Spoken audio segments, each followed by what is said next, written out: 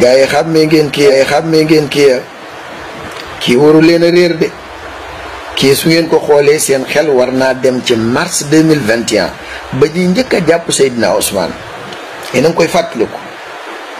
Alioune Badara Samb gouverneur bii su ngeen fàttee tur wi gouverneur Dakar bi mooy kat Dame Mbodj doon wax ni man gouverneur Dakar bi dama xamul lan lay lambar yi jëmm jàngi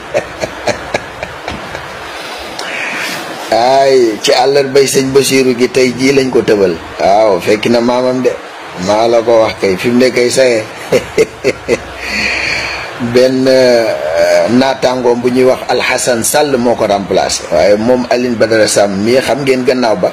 ndafa da ko yóbbu woon Saint-Louis mu nekk gouverneur Saint-Louis waaye fi mu ne moom saye jeex na tëbal nañ ko tey jii ci àllarbay sëñ Bassirou Diomaye Faye borom xolu jamaa bi na ñëpp tëb waaw buñ bàyyi kenn